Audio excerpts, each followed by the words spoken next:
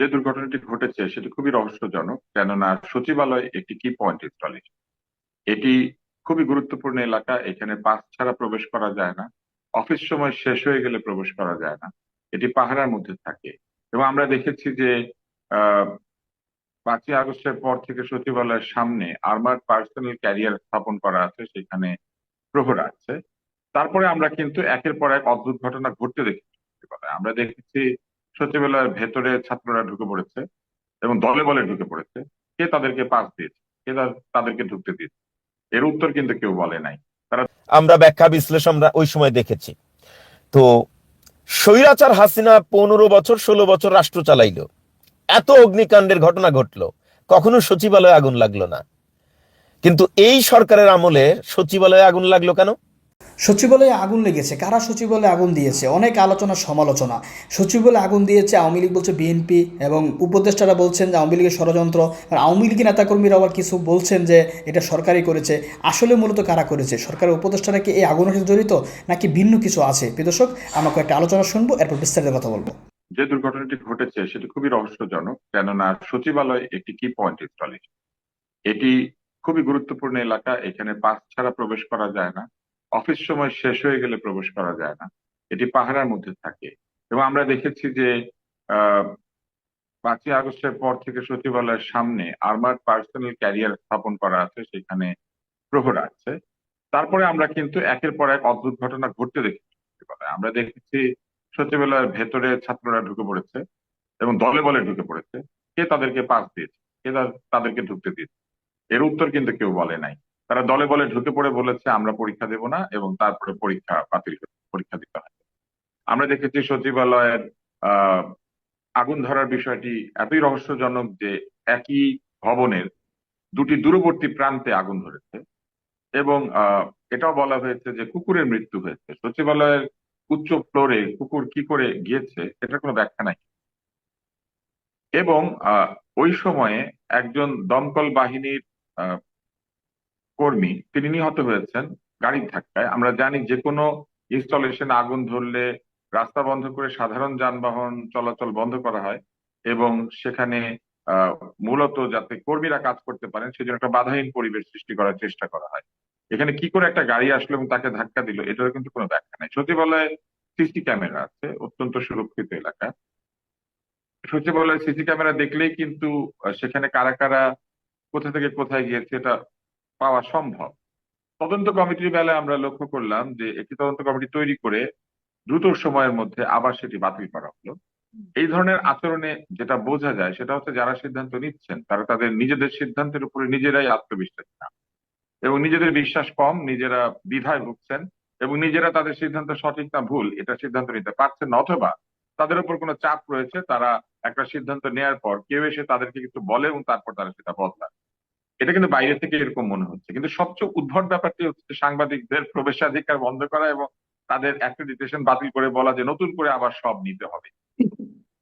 এই বিষয়টি কিন্তু আসলে খুবই হাস্যকর, এই জন্য যে যারাই সচিবালয়ে আছেন তারা জনগণের কর্মচারী, জনগণের জন্য কাজ করেন, প্রজাতন্ত্রের কর্মচারী, কোনো সরকারের কর্মচারী না। এবং যেহেতু প্রজাতন্ত্রের কর্মচারী, প্রজাদের হয়ে তথ্যানুসন্ধান এবং সত্যানুসন্ধান করে সাংবাদিকরা, যারা সংবাদ কর্মী, তারাই সঠিক খবরটি মানুষের হয়ে খুঁজতে থাকে। সরকারের মধ্যে নানা ধরনের পক্ষ থাকে, যে কোনো প্রতিষ্ঠানে নানা ধরনের পক্ষ থাকে। কেউ হয়তো কোনো সংবাদ লুকিয়ে রাখতে চায়, কেউ হয়তো কোনো সংবাদ ভিন্নভাবে পরিবেশন করতে চায়, কেউ হয়তো কোনো সংবাদ না হোক সেই জন্য প্রভাব বিস্তার করে। কিন্তু সংবাদকর্মীরা কি করেন? এই ধরনের তিন পক্ষকেই ছাপিয়ে তারা নিজেদের দায়িত্বটি পালন করেন এবং সঠিক সংবাদ দেন। আমরা দেখলাম এখানে কি এমন হয়েছে যে সাংবাদিকরা ঢুকতে পারবে না? সচিবালয়ে রাতের মধ্যে কুকুর ঢুকে 7 তলায় চলে যায়, কিন্তু সাংবাদিক ঢুকতে পারবে না, এর মানে কি? আপনারা কুকুর পাহারা দিতে পারেন না, সাংবাদিক আটকান। আরেকটা হচ্ছে যে তারা অ্যাক্রেডিটেশন যে বাতিল করলেন, এই যে ঢালাও ভাবে অ্যাক্রেডিটেশন বাতিল করা, এটা কিন্তু খুবই একটা আমি বলবো প্রশ্নবিদ্ধ সিদ্ধান্ত। এই কারণে যে যাদের অ্যাক্রেডিটেশন দেয়া হয়েছিল তাদের তো নিশ্চয়ই তালিকা আছে, এবং সেই তালিকায় যদি কোনো গরমিল থাকে বা কেউ যদি মনে করেন যে সেখানে অসাংবাদিক আছে, তাহলে সেই তালিকাটি পর্যালোচনা করে কে অসাংবাদিক সেটা চিহ্নিত করে তাদের বেলায় সিদ্ধান্ত গ্রহণ করা যেতে পারে। এবং এটার একটা ব্যাখ্যা থাকতে হবে কেন অ্যাক্রেডিটেশন কার্ড বাতিল করা হচ্ছে। কেননা অ্যাক্রেডিটেশন কার্ডের বিষয়টি কিন্তু একটি ক্রমাগত প্রক্রিয়া। এটি কিন্তু প্রত্যেক সরকার দেন এবং সেটা বলবৎ থাকে, চলতে থাকে। এক একজন সাংবাদিকের ক্যারিয়ার 30 বছরের আছে, 25 বছরের আছে, 35 বছরের ক্যারিয়ার আছে, তারা অ্যাক্রেডিটেশন কার্ড তাদের আছে। তারা সংবাদ সংগ্রহের জন্য সরকারি যেসব স্থাপনা আছে সেখানে প্রবেশ করতে পারেন, বিশেষ করে সচিবালয়ে প্রবেশ করতে পারেন। 35 বছর ধরে যিনি একটা কার্ড ক্যারি করছেন বা 30 বছর ধরে, তার কার্ডটা আপনি রাতারাতি বাতিল করে দিলেন। আপনার কি মনে হয় না যে যারা এই কাজগুলি করছেন, বা আমাদের কি মনে হয় না যে তারা এক ধরনের তুগলকি স্বৈরাচারী আচরণ করছেন? স্বৈরাচার তো কোনো আহ কাল্পনিক বিষয় না। স্বৈরাচার হচ্ছে যিনি স্বৈর আচরণ করেন, তিনি স্বৈরাচার। তো এইরকম যুক্তিহীন সিদ্ধান্ত যখন কেউ নেয়, তখন আমরা সেটিকে অবশ্যই একটা স্বৈরাচারী মানে সিদ্ধান্ত আগেও বলতে যখন পারি। অ্যাক্রিডিটেশন কার্ড তো এখন একবারে ঢালাও ভাবে বলা হলো যে আবার নতুন করে আবেদন করতে হবে। আগেও আমরা দেখেছি অ্যাক্রিডিটেশন কার্ড বাতিল, তখন বেছে বেছে বেশ অনেকজনের অ্যাক্রিডিটেশন কার্ড বাতিল হয়েছে, তখনও কিন্তু কোনো ব্যাখ্যা পাই নাই আমরা। শুনেছি যে সরকার পারে তাই সরকার করেছে। আর আহ, সরকার তো অনেক কিছুই পারে। সরকার তো দল নিষিদ্ধ করে দিতে পারে, আমরা দেখছি। এর আগের সরকার হঠাৎ একটি রাজনৈতিক দলকে নিষিদ্ধ করলো না, করেছিল, হুম। তার কয়েকদিন পরে তারা সরকার থেকে চলে গেল। তো এই যে প্রক্রিয়াটা, সেই প্রক্রিয়াটা আগেরটা যদি ভুল হয়ে থাকে, তাহলে এটাও ভুল যে সরকার যা খুশি করতে পারে বলেই যা খুশি করবে, ব্যাপারটা সেরকম না। সরকার যা খুশি করতে পারে কখন, যখন বৃহত্তর স্বার্থে যা খুশি করার প্রয়োজন হয়। 100 লোককে বাঁচাতে হবে, সেখানে একজন লোককে আমি আটকে দিলাম, এটা ব্যাখ্যা থাকতে পারে। কিন্তু আপনি 101 জনের সকলকে আটকে দিলেন। আপনি 100 জনকে বাঁচাতে একজনকে আটকাতে পারেন, কিন্তু এই যে ঢালাও ভাবে অ্যাক্রেডিটেশন বাতিল করা, এটা কাকে বাঁচাতে কাকে আটকালেন? আপনারা যেটি করলেন সেটি হচ্ছে সচিবালয়ের সংবাদ সংগ্রহে একটি অন্ধকার পর্দা টেনে, এবং সেই পর্দাটি টেনে দিয়ে বললেন যে কেউ কোনো সংবাদ পাবেন, আমরা যা বলবো সেইটুকু শুধু পাবেন, এর বাইরে কেউ গিয়ে কোথাও নাক গলাতে পারবেন না। কিন্তু বিড়াল ঘরে কুকুর ঘরে যখন তখন পাস ছাড়া যে কেউ ঢুকে পড়তে পারে, নিজেদের পরীক্ষাকে অটো পাস করিয়ে নিতে পারে, নানান ধরনের ফোন করতে পারে, তদবির লিখতে পারে, চাকরির সুপারিশ করতে পারে, এগুলি তো আগেও হয়েছে। তাহলে বদলালো কি? এই প্রশ্ন তো আমরা করতেই পারি। আমি মনে করি যে এই সিদ্ধান্তটি জুলাই বিপ্লবের যে চেতনার কথা বলা হচ্ছে, জুলাই বিপ্লবের স্পিরিট, চেতনা শব্দটা ব্যবহার না করে ইংরেজি ব্যবহার করলে কিন্তু এটা বদলে যায়। স্পিরিট আর চেতনা একই জিনিস। তো এই যে স্পিরিট অফ জুলাই, কোনো একটা জায়গায় আগুন লাগা, কোনো একটা ভবন ধসে পড়া, বা দুইটা গাড়ির সাথে মুখোমুখি সংঘর্ষ হওয়া, এগুলো জাস্ট একটা অ্যাক্সিডেন্ট। আমি অযৌক্তিক মনে করি না, কিন্তু আসলেই কি এটি অ্যাক্সিডেন্ট? প্রশ্ন কিন্তু অনেক বড় প্রশ্নবোধক চিহ্ন। আসলেই কি এটি অ্যাক্সিডেন্ট? এখন এই যে প্রশ্ন, আসলেই কি এটি অ্যাক্সিডেন্ট, এটি এটি দুর্ঘটনা? আসুন আমরা একটু সন্দেহের জায়গাগুলি ধরিয়ে দেই। এই ভবনটি অনেক বড় একটি ভবন।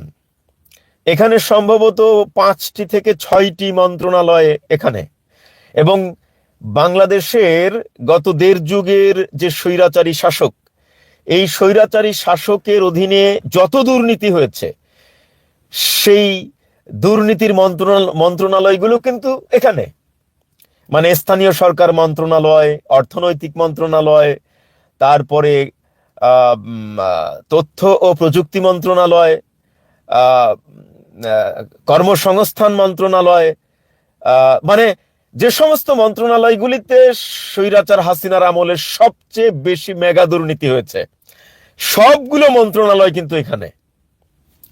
তাহলে বোঝার চেষ্টা করেন যে এই এই সচিবালয়ে আগুন কেন লাগানো হলো। সন্দেহের একটা জায়গা হচ্ছে যে মেগা দুর্নীতি যত হয়েছে, সেই দুর্নীতির তথ্য কিন্তু এখানে এই সচিবালয়ে। তো হতে পারে যে এই দুর্নীতির তথ্যগুলো পুড়িয়ে ফেলা, এটা একটা ষড়যন্ত্র হতে পারে। 2 হচ্ছে, খেয়াল করবেন যে আগুন লেগেছে ভবনটির 2 কোণায়। ভবনটি তো এরকম লম্বা, আপনারা থাম্বনেলে দেখতে পাচ্ছেন যে কাছাকাছি 2 জায়গায় আগুন লাগা এটা অস্বাভাবিক না, কিন্তু অনেক দূরত্ব কিন্তু ভবনের ওই কোণায় আর এই কোণায়। আপনি যদি একটা স্কুল ভবন বা একটা কলেজ ভবনের সাথে আমাদের সচিবালয়কে তুলনা করেন, তাহলে পূর্ব সাইড, আমি আসলে ওখানকার দিক নির্ণয় করতে পারছি না, আমি জানি না, কারণ ঢাকা শহরে আমি খুব বেশি দিন থাকিও নাই, মাঝে মধ্যে গিয়েছি আর কি। আর একটা লম্বা সময় দেশে না থাকার কারণে মানে দিক নির্ণয় করাটা আমার আমার জন্য কঠিন। তো ধরে নেন যে একেবারে অল দা ওয়ে দক্ষিণ সাইডে আগুন, অল দা ওয়ে উত্তর সাইডে আগুন, অথবা অল দা ওয়ে পশ্চিম সাইডে আগুন, অল দা ওয়ে পূর্ব সাইডে আগুন। How is it possible? এটা কি করে সম্ভব? এত বড় একটা ভবনের এত বড় দূরত্বে দুই কোণায় আগুন লাগার কারণটা কি? এটা একটা ষড়যন্ত্র। ধন্যবাদ। পূর্ব সাইড আর পশ্চিম সাইড, তো পূর্ব আর পশ্চিম সাইডের দূরত্ব কত হতে পারে কেউ যদি আমাকে একটু বলেন, কারণ আপনারা যারা ওই এলাকায় বসবাস করেন, এই পূর্ব এবং পশ্চিম কোণায় যে দুই জায়গায় আগুন, দূরত্ব কত হতে পারে? প্রায় 1 কিলোমিটারের কাছাকাছি হবে হয়তো, আমার ধারণা প্রায় 1 কিলোমিটারের কাছাকাছি। এই ভবনটা এত বড় লম্বা ভবন, আমি যদি ভুল বলে না থাকি কাছাকাছি হবে। 1 কিলোমিটার না হলেও আধা কিলোমিটার কিংবা 1.25 কিলোমিটার, এরকম এরকম তো হবে আশা করা যায়। যদি কেউ কমেন্ট করে জানাতেন, আপনাদের একটা আইডিয়া আমাকে দেন যে আসলে 1 কিলোমিটার কিনা। তো যাই হোক, আপনি ধরে নেন 1 কিলোমিটার বা হাফ কিলোমিটার কিংবা 1.25 কিলোমিটার। তো এত বড় দূরত্বে 3 মিটার হবে, 3 থেকে 4 মিটার হবে। ধন্যবাদ। তো 3 থেকে 4 মিটার দূরত্ব, অনেক দূরত্ব কিন্তু। তো এত বড় একটা দূরত্বে আপনার একই ভবনের 300 মিটার, 3 মিটার না 300 মিটার, এনিওয়ে আমি ওইটা যেহেতু আমি জানি না, আমি ওই বিতর্কে যাচ্ছি না। ধরে নেন একটা লম্বা দূরত্ব। তো একটা লম্বা দূরত্বে একই ভবনের দুই জায়গায় একই টাইমে আগুন কিভাবে লাগলো? এটা কি স্বাভাবিক না এটা অস্বাভাবিক? আচ্ছা, এরপরে আর একটা সংবাদ। হ্যাঁ, ধন্যবাদ আব্দুল লতিফ ভাই, যে প্রায় 1 কিলোমিটার হবে, আমি যেটা ধারণা করেছি। আরেকটা ঘটনা হচ্ছে, এই ভবনের সম্ভবত 8 তলায় একটা মৃত কুকুর পাওয়া গেছে। আপনি বলেন, এটাও কিন্তু সন্দেহের একটা জায়গা। তো তার মানে ওভারঅল যে সিচুয়েশন গুলো আমাদের সামনে এসে দাঁড়িয়েছে, এটি পরিকল্পিত একটি আগুন লাগানোর ঘটনা। মানে এই সমস্ত চিত্রগুলো সামনে আনলে স্বভাবতই আপনার বিবেকও এটাই বলবে যে এটা পরিকল্পিত। এরপরও আপনি আরো সন্দেহ আনতে পারেন যে সময়টা, মানে গত দেড় যুগ তো মানে স্বৈরাচার হাসিনা সরকারের আমলে অনেক অগ্নিকাণ্ডের ঘটনা ঘটেছে। সেখানেও আমরা সন্দেহ করেছি।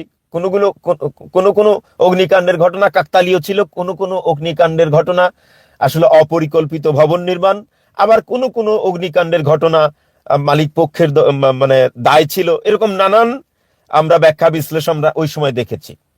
তো স্বৈরাচার হাসিনা 15 বছর 16 বছর রাষ্ট্র চালাইলো, এত অগ্নিকাণ্ডের ঘটনা ঘটলো, কখনো সচিবালয়ে আগুন লাগলো না।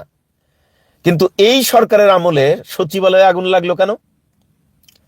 এই যে সচিবালয়ে আগুন লাগলো কেন, এই কেনর আপনি উত্তর খোঁজার চেষ্টা করেন, যে এই সরকারকে বেকায়দায় ফেলার জন্য স্বৈরাচার হাসিনা নানা রূপে দৃশ্যমান হয়েছে, কিন্তু তারা আসলে তেমন কিছুই করতে পারেনি।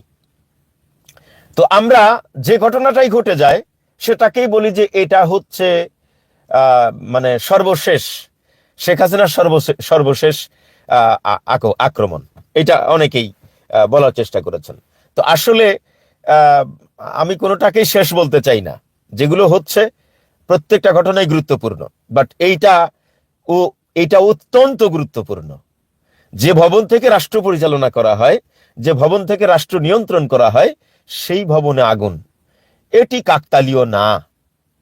এটি মানে যদি হয়েও থাকে, বাট এটি অবিশ্বাস্য ঘটনা, কাকতালীয় হওয়ার সম্ভাবনা নেই একেবারেই। আচ্ছা, এখন আসুন, তাহলে এই যে আমরা ধারণা করছি যে এটি পরিকল্পিতভাবে আগুন লাগানো হয়েছে, তাই না? এটা বলছি। এখন প্রশ্ন হলো, আগুনটা কারা লাগিয়েছে? এখন যদি উদাহরণ দিতে যাই তাহলে আসলে বেশি মানে নিম্নমানের উদাহরণ হয়ে যায়। তাও আমি বলতে বাধ্য, যেহেতু সংবিধান আমাকে মত প্রকাশের স্বাধীনতা দিয়েছে। আমরা স্বাধীনভাবে মত প্রকাশের জন্যই 2000 ছাত্র জনতার জীবনের বিনিময়ে স্বৈরাচারকে হটিয়ে আমরা আমাদের দেশটাকে স্বাধীন করেছি। সুতরাং আমাকে স্বাধীনভাবেই কথা বলতে হবে, এবং সেখানে আমার কোনো সংকোচ থাকা উচিত নয়। যে উদাহরণটা আমি দিতে চাচ্ছি, যে ছাগল দিয়ে কি হাল চাষ হয়? আমি দুঃখিত, ছাগল দিয়ে হাল চাষ হয় না, হাল চাষ করতে হলে গরু লাগে। এখন অবশ্য মানুষ গরু দিয়ে হাল চাষ করে না, মেশিন দিয়ে হাল চাষ করে। তো এই কথাটা আমি কেন বললাম, আপনারা অনেকেই ধরে নিয়েছেন নাইব ভাই আপনি আমাদের অন্তর্বর্তীকালীন সরকারের উপদেষ্টাদেরকে আপনি ছাগলের সাথে তুলনা করলেন। আপনি যদি মনে করেন আমার কিছু করার নাই, দেখেন বাংলাদেশের ইতিহাসে যতগুলি নিরপেক্ষ সরকার, মানে জনগণের সরকার আসার আগে যে নিরপেক্ষ সরকারগুলো আসছে, কখনো তত্ত্বাবধায়ক সরকার, কখনো অন্তর্বর্তীকালীন সরকার, তাই না, এইভাবে আসছে না, কখনো নির্দলীয় সরকার।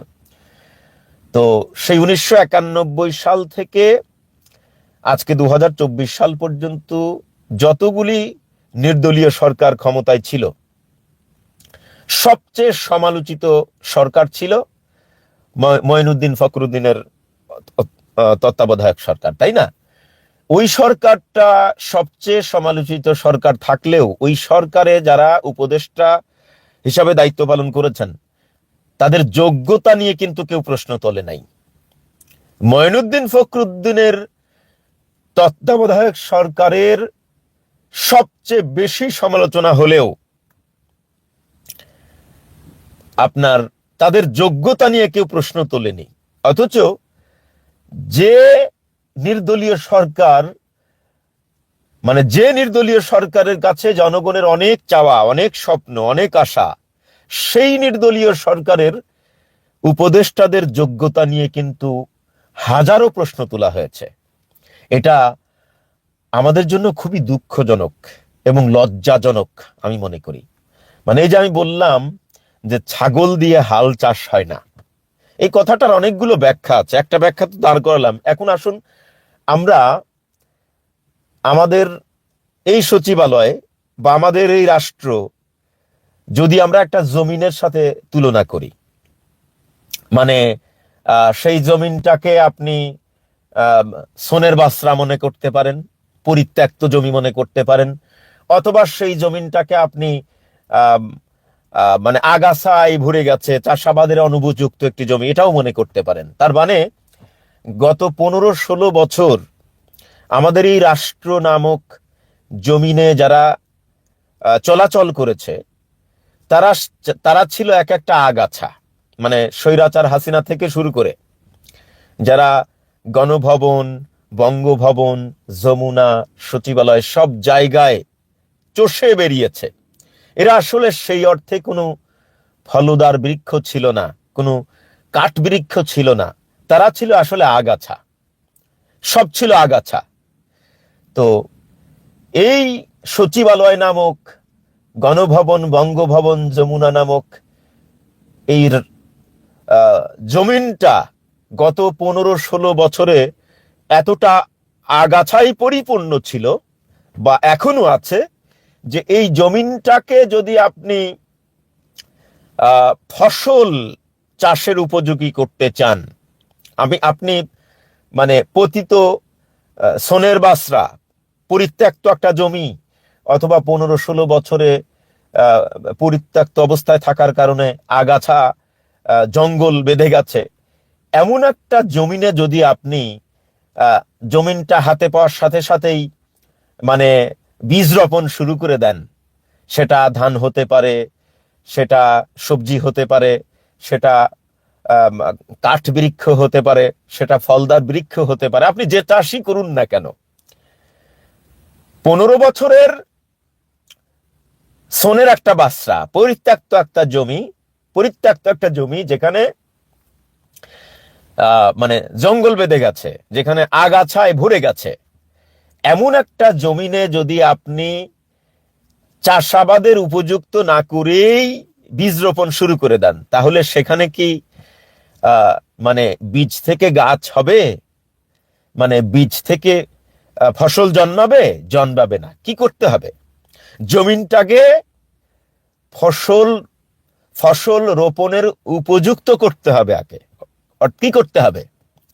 যে সোনের বাসরায় সোন বেঁধে গেছে, ওই সোনগুলো উপড়ে ফেলতে হবে, অথবা যে জঙ্গল বেঁধে গেছে ওই জঙ্গলগুলোকে উপড়ে ফেলতে হবে, অথবা যে আগাছায় ভরে গেছে এই আগাছা দমন করতে হবে।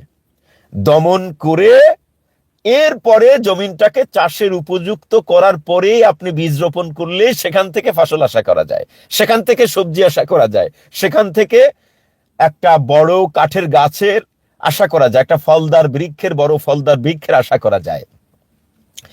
কিন্তু বাস্তবতা হলো এই যে গত 15 বছরের জঙ্গল, গত 15 বছরের আগাছায় ভরে থাকা গণভবন, বঙ্গভবন, যমুনা, সচিবালয়, এইটা আমরা যখন মানে আগাছা পরিষ্কার করার দায়িত্ব নিলাম, পুরা আগাছা তো আর পরিষ্কার হয়নি আসলে, কিছু কিছু আগাছা যে আগাছাগুলির কারণে সারা জমিনে আগাছায় ভরে গেছে, সারা জমিনে জঙ্গলে ভরে গেছে, তাদেরকে আমরা মাথা কেটে দিয়েছি, এইটা সত্য। কিন্তু জমিনটা কি আগাছা মুক্ত হয়েছে? জমিনটা কি জঙ্গল মুক্ত হয়েছে? না, হয় নাই। তো তাহলে এই জমিনে আপনি চাষাবাদের উপযুক্ত করার আগেই আপনি ফসল রোপণ করা শুরু করে দিয়েছেন, সেই জমিনে আপনি ফসল আশা করতে পারেন না, ফলদার বৃক্ষ, সবজি, বড় কাঠের গাছের আশা করতে পারেন না। এই কথাগুলো কেন বলছি দেখেন, 5ই অগাস্টে স্বৈরাচার হাসিনা পালিয়ে গেল। পালিয়ে যাবার পর একটা অন্তর্বর্তীকালীন সরকার গঠনের জন্য আমাদের সমন্বয়করা বা আমাদের রাজনীতিবিদরা কিংবা আমাদের বুদ্ধিজীবীরা সবাই মিলে 3 দিন সময় পেয়েছিল। একটি সরকার গঠনের জন্য 3 দিন অনেক সময়। আপনি যদি 3 দিনে সকালে আর বিকালে মিলে 2টা করে রুদ্ধদ্বার বৈঠকও করেন, তখন তো আর ইন্টারনেট বন্ধ ছিল না, এটা তথ্য প্রযুক্তির যুগ, জুমে মিটিং করা যাইতো, তাই না? মিটিং করা যাইতো না? মিটিং করা যাইতো। তো 3 দিনে 6টা রুদ্ধদ্বার বৈঠক করা যায়। তো এত সময় পাওয়ার পরেও আমাদের ছাত্ররা একটা বিপ্লবী সরকার গঠন করতে পারেনি। কি গঠন করলো? একটা অন্তর্বর্তীকালীন সরকার গঠন করলো, দ্যাটস ফাইন। কিন্তু অন্তর্বর্তীকালীন সরকারে যারা আসলো, তারা কি আসলে আমাদের এই বিপ্লব ধারণ করে, আমাদের এই অভ্যুত্থান ধারণ করে? ধারণ করে না। এখানে হয়তো অনেকেই মনে কষ্ট পেতে পারেন, কিন্তু আমি বলতে বাধ্য। সেটা হচ্ছে, এই সরকারে যারা আছেন, হাতে গোনা 3-4 জন ব্যক্তি ছাড়া সবগুলো অথর্ব, সবগুলো অযোগ্য, সবগুলো এক একটা আগাছা। ওই যে বললাম, ছাগল দিয়ে কখনো হাল চাষ হয় না। আপনি দেখেন, প্রায় 5 মাস এই সরকারের বয়স, মানে মন্ত্রণালয়গুলির এমন একটা ধ্বংসপ্রাপ্ত রাষ্ট্রের তো মানে সংস্কারের জন্য, রাষ্ট্রটাকে মেরামতের জন্য একটা প্ল্যান থাকা চাই। এই মন্ত্রণালয়গুলির আসলে কোনো প্ল্যান আছে কিনা? স্বাস্থ্য মন্ত্রণালয়ের কোনো প্ল্যান আছে কিনা? অর্থ মন্ত্রণালয়ের কোনো প্ল্যান আছে কিনা? শিক্ষা মন্ত্রণালয়ের কোনো প্ল্যান আছে কিনা? স্বরাষ্ট্র মন্ত্রণালয়ের কোনো প্ল্যান আছে কিনা? বা আইন মন্ত্রণালয়ের কোনো প্ল্যান আছে কিনা? আসলে সেই প্ল্যান মাফিক তারা আগাচ্ছে কিনা? আমি কোনো আউটপুট দেখি না, আমি কোনো আউটপুট দেখি না। হাতে গোনা কয়েকজন যোগ্য ব্যক্তি আছে, আমি অস্বীকার করব না। আসিফ নজরুল একজন যোগ্য ব্যক্তি, ব্রিগেডিয়ার শাখাওয়াত একজন যোগ্য ব্যক্তি, কিন্তু আমাদের স্বরাষ্ট্র উপদেষ্টা বর্তমানে যিনি আছেন, না। মনে করেছিলাম উনি যোগ্য, আসলে উনি যোগ্য ব্যক্তি না। আমি একটা কথা বলি আপনাদেরকে, আরবিতে আপনার মুজাহিদ আর সিয়াসিয়াত মানে রণাঙ্গনের একজন যোদ্ধা, খুবই মানে রণকৌশলী একজন যোদ্ধা, আর রণাঙ্গনের একজন রাজনীতিবিদ, দুজন কিন্তু একই ব্যক্তি না, দুইজন দুই রণাঙ্গনের মানুষ। মানে একজন রণাঙ্গনের খুবই রণকৌশলী রাজনীতিবিদকে দিয়ে যেমন যুদ্ধ হয় না, ঠিক অনুরূপ ভাবে রণাঙ্গনের একজন রণকৌশলী কমান্ডারকে দিয়ে রাজনীতি হয় না। আবার অনেক ক্ষেত্রে মানে রণাঙ্গনের খুবই রণকৌশলী একজন কমান্ডার, সে আবার রাজনীতিও বোঝে। দুই দিকেই সে পারদর্শী। তাকে দিয়ে যেমন যুদ্ধেও মানে চিফ হিসাবে রাখা যায়, আবার রাজনীতিতেও তাকে অনেক বড় পদে রাখা যায়। কিন্তু যদি একজন কমান্ডার, রণাঙ্গনের একজন কমান্ডারের রাজনীতির জ্ঞান না থাকে, সে আর যাই হোক মানে যুদ্ধক্ষেত্রে অনেক উঁচু মানের একজন কমান্ডার বটে, কিন্তু রাষ্ট্র পরিচালনায় সে শিশু।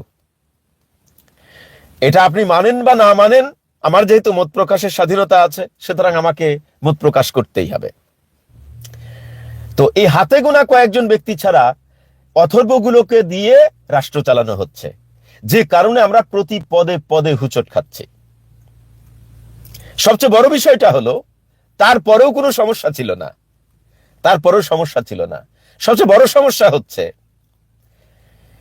আমরা ওই যে জমিনের কথা বলছিলাম, 15 বছরে জঙ্গল বেঁধে গেছে, আগাছায় ভরে গেছে। তো আমরা এই আগাছা পরিষ্কার করার জন্যে, এই জঙ্গল পরিষ্কার করার জন্যই তো এদেরকে দায়িত্ব দিয়েছি, তাই না? মানে জমিন চাষের ফসল রোপণের উপযুক্ত করতে হলে একজন অভিজ্ঞ চাষির হাতে জমিনটাকে দিতে হবে, যে তুমি আমার জমিনটাকে চাষের উপযুক্ত মানে ফসল রোপণের উপযুক্ত করো। তো সেই চাষি যদি মানে এই আগাছা কিভাবে দমন করতে হয়, এই জঙ্গল কিভাবে পরিষ্কার করতে হয়, সেইটা যদি সে না জানে, তাহলে সেই জমিন থেকে ফসল আশা করা যায় না। সেই জমিন থেকে আপনার ফলদার বৃক্ষ সবজি আশা করা যায় না। বাস্তবতা কিন্তু তাই হয়েছে।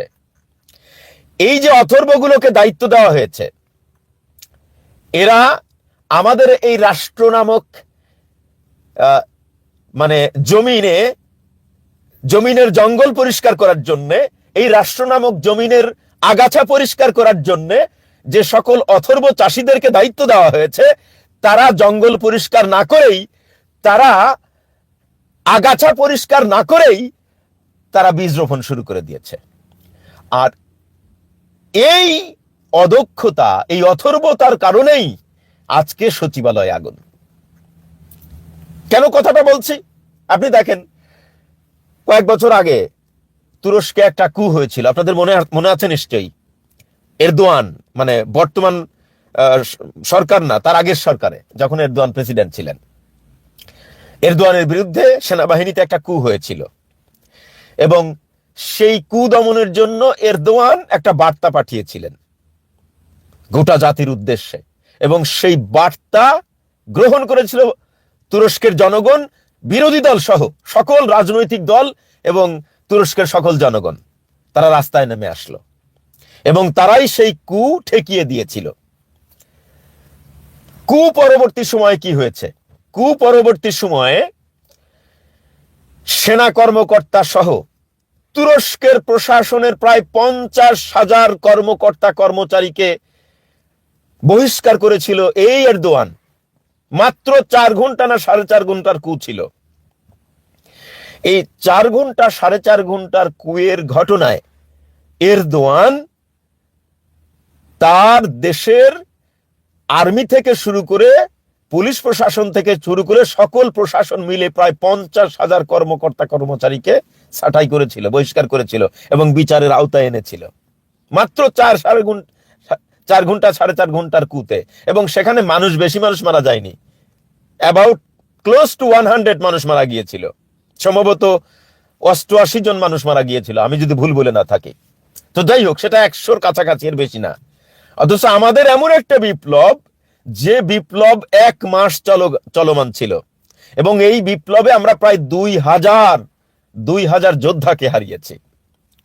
এমন বিপ্লবের পর আমরা আমাদের রাষ্ট্র নামক জমিনটাকে এমন এক চাষির হাতে দিলাম, কিভাবে আগাছা দমন করতে হয়, বা আগাছা দমনের যোগ্যতা থাকলেও সদিচ্ছা নাই, মানে আগাছা দমন করা লাগবে না, এরকম একটা মেন্টালিটি নিয়ে তারা বীজ রোপণ শুরু করে দিল।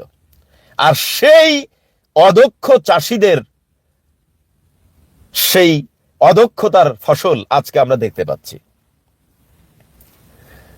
আপনি দেখেন, স্বৈরাচার হাসিনা পালিয়ে গেছে, স্বৈরাচার হাসিনার এমপি মন্ত্রী তাদের দলের শীর্ষ নেতারা পালিয়ে গেছে, অনেক সরকারি আমলাও পালিয়ে গেছে, কিন্তু প্রায় 90-95% স্বৈরাচার হাসিনার দোসর সচিবালয় থেকে শুরু করে একেবারে ইউনিয়ন পরিষদ পর্যন্ত বসা। তাদেরকে ছাঁটাই না করে আপনারা রাষ্ট্র পরিচালনা করতেছেন, আর সেই রাষ্ট্রের মেরামতের গল্প আপনারা আমাদেরকে শোনাবেন, আর আমরা শুনে মানে নাকে তেল দিয়ে ঘুমাবো। এটা কি হয়? এটা কি হয়? হ্যাঁ, যে প্রধান বিচারপতির কলমের খোঁচার কারণে আমরা 15 বছর স্বৈরাচারের উন্মুক্ত জেলখানায় ছিলাম, সেই প্রধান বিচারপতির পিএস আমাদের আইন উপদেষ্টার পিএস। চিন্তা করা যায়। আরে আসিফ নজরুলের চারপাশে তো আগুনের লেলিহান শিখা জ্বলতেছে, আসিফ নজরুলের চারপাশে আগুন জ্বলতেছে, কিন্তু আমরা দেখতে পাচ্ছি না, ইভেন আসিফ নজরুল দেখতে পাচ্ছে না। তো আপনি আগুন নিয়ে খেলা করতেছেন, আর আপনার সচিবালয়ে আগুন লাগবে না, এটা আপনি ভাবেন কি করে? আপনি আগুন আপনার পাশে বসিয়ে রেখেছেন, আপনি আগুনকে মনে করতেছেন আপনার দেহরক্ষী, আপনি আগুনকে মনে করতেছেন আমার নিরাপত্তা রক্ষী। তো সেই সচিবালয়ে আগুন লাগবে না, কোথায় লাগবে? ভারতে লাগবে? পাকিস্তানে লাগবে? না তো, আপনি আপনার পাশে বসিয়ে রেখেছেন আগুন, সে তো আগুন লাগাবেই। এখানে অনেক ষড়যন্ত্রের কথা আসতে পারে, যে হয়তো রয় আগুনটা লাগিয়েছে, হয়তো আওয়ামী লীগ কোনো ষড়যন্ত্র করতে পারে। আরে ভাই, সচিবালয়ে তো আসিফ নজরুলের পাশেই তো আগুন বসা। আসিফ নজরুলের যে পিএস কে? স্বৈরাচার হাসিনার দোসর। তো স্বৈরাচার হাসিনার দোসর আইন উপদেষ্টার পিএস যদি এখনো আইন উপদেষ্টার পিএস এর পাশে আইন উপদেষ্টার পিএস হিসাবে বসে থাকে, তা আগুন লাগানোর জন্য কি বাইরের কারোর দরকার আছে? ওই পিএসই তো যথেষ্ট।